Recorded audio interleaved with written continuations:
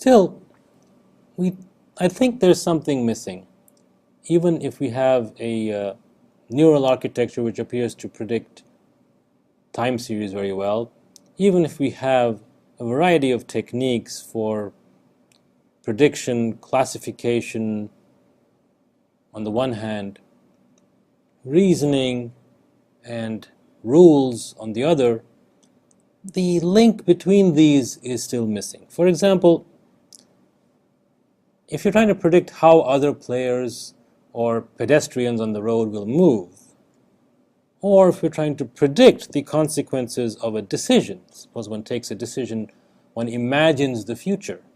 If I did X, then Y will happen. If I did Z, then A will happen. And we continuously imagining the future by playing things out in our head.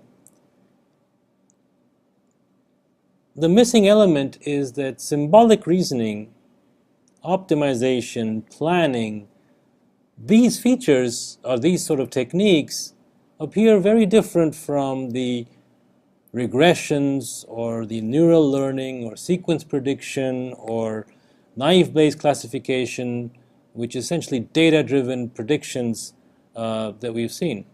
Reasoning requires one to learn rules, one requires one to learn classes, and then reason in a symbolic way about these things. And the link between how data-driven bottom-up techniques eventually give rise to higher level symbolic reasoning in an architecture like the brain is a missing link. We still don't know how that happens. The hierarchical temporal memory promises that yes, we're going to learn about this, but that's not been demonstrated yet. So in the absence of that link being there are other ways to put these different techniques together in practical systems. The most popular one is called a Blackboard architecture, and it's a very old technique going back to the 50s and is now starting to get used increasingly in complex AI systems which need to use many different techniques, some bottom-up data-driven, some top-down symbolic reasoning-oriented, and this is how the Blackboard architecture works.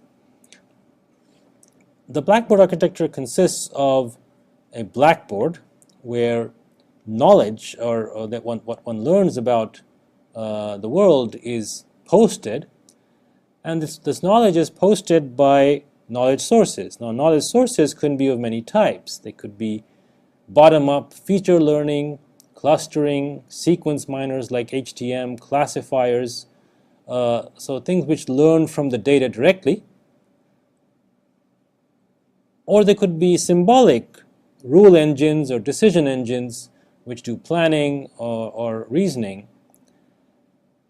And they operate on a common blackboard. So the lower level data-driven knowledge sources might learn something about the world, like what are the features to look for, what are the classes, what are the rules, and then higher level rule engines might operate on these rules to perform reasoning, do planning, and take decisions. And a controller looks at the blackboard and tries to figure out, based on what is available on the blackboard, what kinds of knowledge sources would be most applicable to the kinds of stuff which are on the blackboard.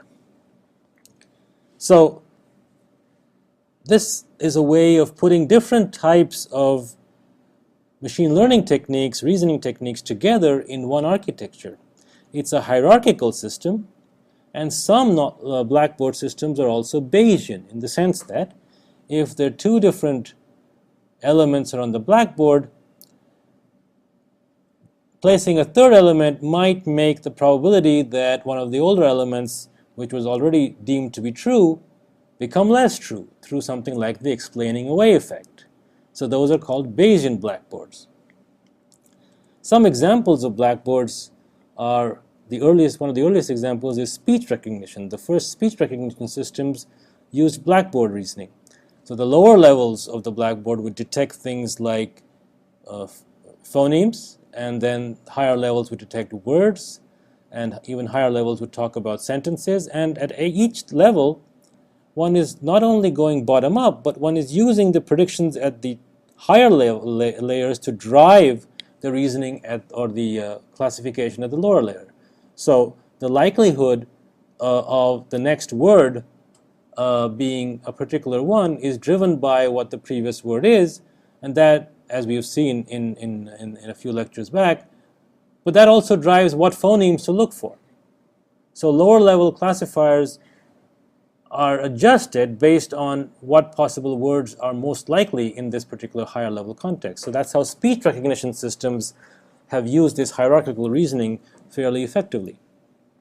There are other systems which deal with analogical reasoning, which are essentially ways of trying to mimic analogy, like who is the Dhoni of USA.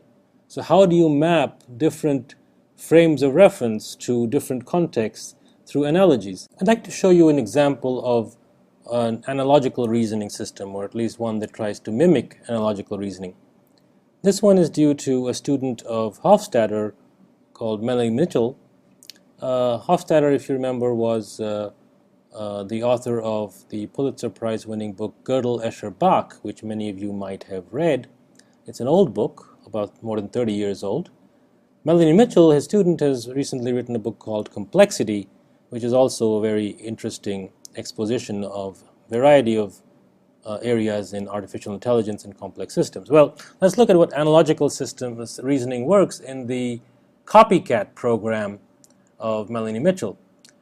The analogy one is trying to mimic is if you're given a transformation between ABC, which takes ABC to ABD, it's like a puzzle, what would you deem as the analogous transformation of IJK?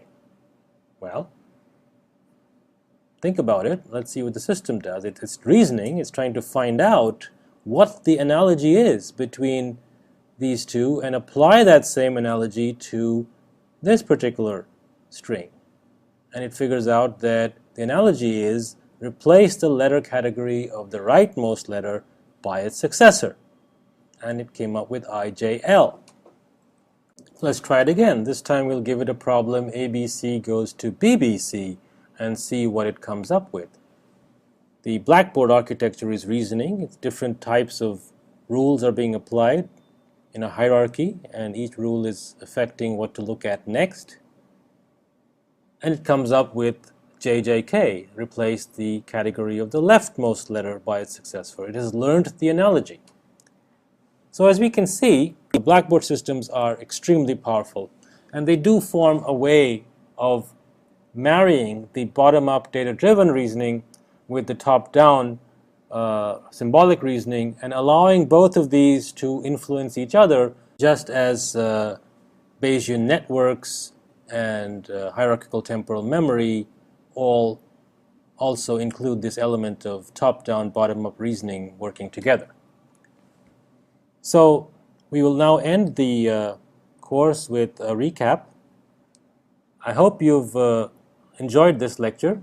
I've tried to cover many exciting things, at least things which I find extremely exciting and promising.